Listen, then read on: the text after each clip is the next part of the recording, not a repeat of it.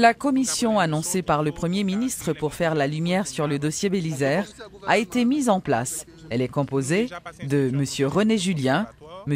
Amos André, M. Kedler Augustin. Elle a pour mission de rechercher tous les éléments susceptibles d'éclairer l'événement, d'analyser les données relatives, de fixer les responsabilités et de faire éventuellement des recommandations en vue de l'élaboration des lois d'application d'ordonnances et de procédures afin de prévenir à l'avance de tels incidents. La primature demande à la commission de se mettre immédiatement au travail afin de produire un rapport au plus tard le vendredi 11 novembre courant. La commission ça va que porter sous décision du Parlement. C'est une commission que nous-mêmes nous mettons en place dans le cadre exécutif là, pour capable mieux comprendre ce qui passe. C'est pour justement déterminer et bah nous conclusions sur toute base ça, pour mieux comprendre le contexte là. C'est ça que fait nous les grandes commissions. C'est une commission indépendante que nous mettons sous pied qui pour moi-même un rapport pour mieux comprendre tout ça qui passe et pour nous prendre les décisions qu'il faut. Pour nous prendre les leçons, qu'il faut, pour nous tirer les conclusions qu'il faut et pour nous avancer. Le commissaire gouvernement qui phase nous déjà passé instruction pour nous prendre des mesures conservatoires. Encore une fois, ce n'est pas ni sanction, parce que nous n'avons pas de base pour prendre sanction vraiment, mais ça nous fait, c'est que nous prenons des mesures conservatoires en attendant que nous mieux comprenions ce qui passe. Et bien encore une fois, nous fixer les responsabilités. Les gens m'ont toujours dit, l'essentiel c'est pour nous tirer les leçons et puis ensuite pour nous capables d'avancer. Donc, d'un côté, c'était des problèmes de procédure, si il y a des responsables, nous établir les responsabilités, nous tirer le leçons et avancer. C'est ça l'objectif. Et nous, qu'on a remonté avec et fil l'événement ça dans le cadre de rapport ça. Bon, c'est la commission qui travaille sur lui pour le nos réponses que nous besoin. Donc, on est en pile, rumeur, en pile, c'est pour nous comprendre calmement ce qui passe. Et c'est ça qu'on a essayé. Mais conclusion, c'est que ça c'est le Parlement qui a droit de révocation du ministre, par exemple. Non, en tant que Premier ministre, j'ai des responsabilités au point de vue administratif. Et ces conclusions, c'est moi-même qui permettent, en tant que chef du gouvernement, de tirer les conclusions qu'il faut et d'établir les responsabilités. C'est tout à fait dans la norme. Il y a estimé que le Premier ministre n'a pas gagné tout à fait autorité sur toute ministre. Est-ce que c'est en réalité? Écoute, je ne vais pas même comprendre cette question. Nous avons des rapports de collaboration très cordiaux à l'intérieur de prérogatives que la Constitution bat nous. Nous faisons les conseils des ministres, nous avons des directives qui sont exécutées. Nous avons des très bons rapports avec le président Stan. Donc, nous avons un groupe technique qui est, à mon avis, très engagé dans le développement, avec lequel nous avons d'excellents rapports de travail. Et toute ministre au travail là, il fin faire état des lieux, il a réfléchi sur priorité pour les prochains mois. Nous avons un atelier, nous allons le faire ensemble pour nous capables de définir priorité. Donc pour moi, je toujours dis nous ça, rapport de travail avec collègues de cabinet jusqu'à présent, il est très très bon. Tout le membre du gouvernement était solidaire. Tout le membre du gouvernement était solidaire, il n'y a pas de doute. La commission sénatoriale d'enquête devant établir les responsabilités dans l'affaire d'Arnel Bélisaire est déjà à pied d'œuvre. C'est ce qu'ont annoncé des membres de la commission, à savoir les sénateurs Annick Joseph, Andriss Richer et William Gentil. Ces parlementaires ont déjà défini leur méthodologie de travail. Reportage Georges Allen. Alors que certains députés souhaitent que le Sénat se dessaisisse du dossier d'Arnel Bélisaire, la commission sénatoriale chargée d'enquêter sur les circonstances entourant l'arrestation du député s'est déjà mise au travail. 19 personnes, parmi lesquelles des parlementaires, seront auditionnées d'ici ce mercredi jusqu'au lundi 14 novembre prochain. L'annonce a été faite par le secrétaire rapporteur de cette commission, le sénateur François Annick Joseph. Nous dressons une liste de monde que nous sommes capables de parler ensemble avec eux et entrer en dialogue ensemble avec eux pour nous joindre ça nous besoin qu'on ait. Nous avons une liste de 19 personnes là-dedans que nous avons gagné pour nous parler ensemble avec eux pour nous dire ça nous besoin qu'on ait. Tant au gouvernement que de simples employés l'État, nous gagnons de monde dans le Parlement, tout lundi de monde dans le Parlement, de parlementaires que nous devons écrire. Nous dressons une liste de monde que nous sommes capables de parler ensemble avec eux et entrer en dialogue ensemble avec eux pour nous joindre ça nous besoin qu'on ait.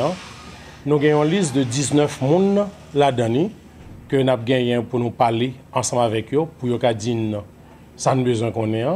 Vu l'incertitude et la confusion qui entourent l'affaire Bélisaire au niveau du Grand Corps, certains observateurs doutent qu'il y en aura vraiment un résultat. Sans affirmer le contraire, le président de la dite commission, le sénateur Jean-William Gentil, indique que le Sénat se doit d'aller jusqu'au bout afin de sanctionner les responsables de l'arrestation illégale et arbitraire de l'élu Delma Tabar. Heureusement, le Sénat, pour moi-même, ressaisir, il décide de faire ça pour le faire, à savoir mettre une commission d'enquête pour chercher qu'on ait exactement dans les détails, identifier les responsables, parce que c'est clair, tout le monde connaît ça qui passe. mais autant de réactions chaque monde a régné tête yo, a dit que yo pas responsable, yo pas connaît. Donc faut qu'on ait fort systématique pour me dire scientifique qui fait pour identifier responsable yo. Et puis en fonction de toute information gagnée pour prendre décision. Donc c'est ça n'a pas essayé fait. Pour nous, il revient avec l'Assemblée des sénateurs pour aller jusqu'au bout. Si Kounia prend responsabilité pour mettre une commission d'enquête pour chercher qu'on est les responsables, Kounia loge une responsable, il faut qu'on aller jusqu'au bout. Pas plus tard que ce lundi, le député de Croix-des-Bouquets-Thomazeau, Jean-Tolbert Alexis, avait dit récuser toute commission qui ne vient pas de la Chambre basse. Une position qui semble ne pas ébranler les sénateurs, puisque la commission d'enquête est déjà à pied d'œuvre.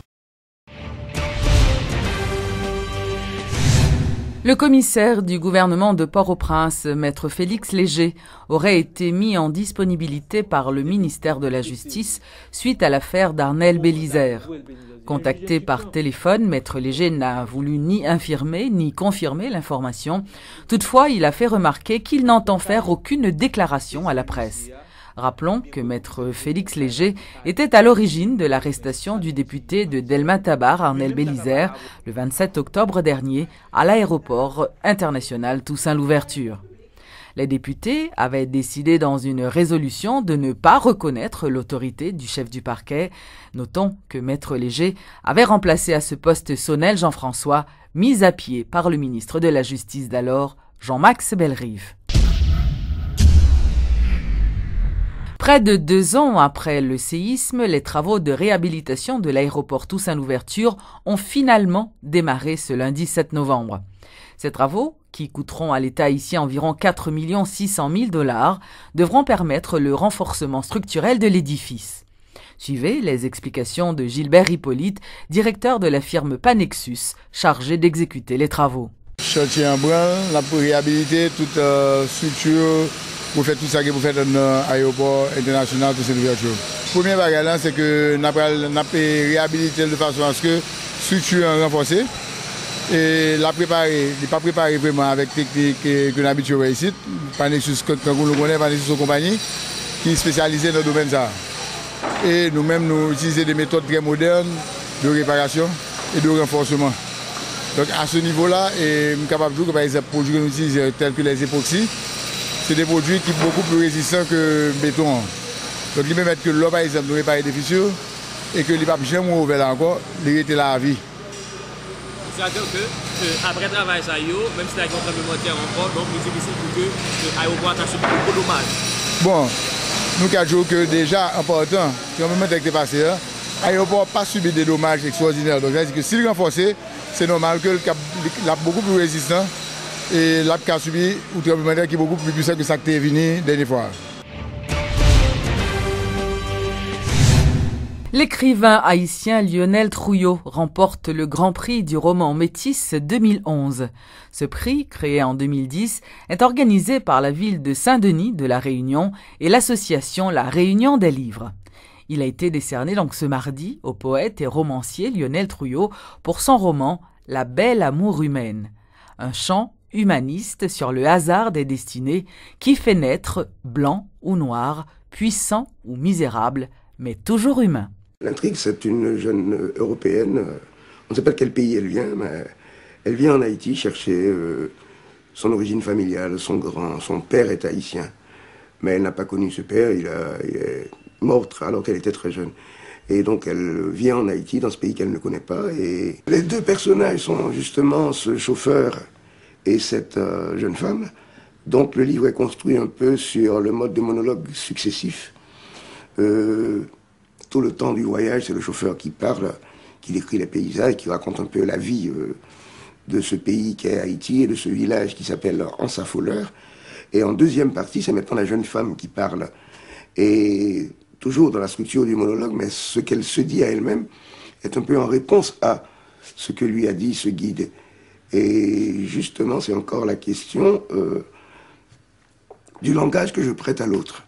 Partager le langage, partager une conversation, c'est quelque chose d'énorme, de très civilisateur, c'est quelque chose de très fondateur des relations humaines. Au XIXe siècle, Baudelaire parlait beaucoup de l'importance de la conversation. Donc ce livre, c'est aussi une conversation entre ces deux personnages si différents l'un de l'autre et qui pourtant se rencontrent.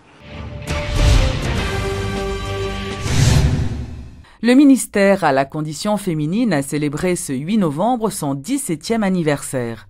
De nombreuses activités ont été organisées pour marquer cette date. Le ministère à la condition féminine et aux droits des femmes, créé en 1994, est devenu après 17 ans de lutte un ministère renforcé et structuré aujourd'hui, selon les propos de son actuel titulaire. Yannick Mézil a présenté un bilan positif des actions menées par le ministère pour faire respecter les droits des femmes dans la société haïtienne. L'actuel ministre s'est réjoui des différentes lois votées par le Parlement en faveur des femmes. Aujourd'hui, la ministre à la condition féminine fixe la priorité des priorités. Son bataille, une liberté économique des femmes, pour les femmes, une autonomisation, pour ça qu'à travail, pour que respecter les lois. Tout autant nous pas une bataille économique et bataille économique là, tout autant nous pas une bataille économique là, nous pas gagner l'autre bataille. Au cours de la cérémonie de commémoration des 17 ans de création du ministère à la condition féminine et aux droits des femmes, plusieurs anciennes ministres ont été honorées, dont Lise Marie Desjean, la première femme à diriger cette institution. C'est Lise Marie Desjean. Nous avons demandé pour applaudir.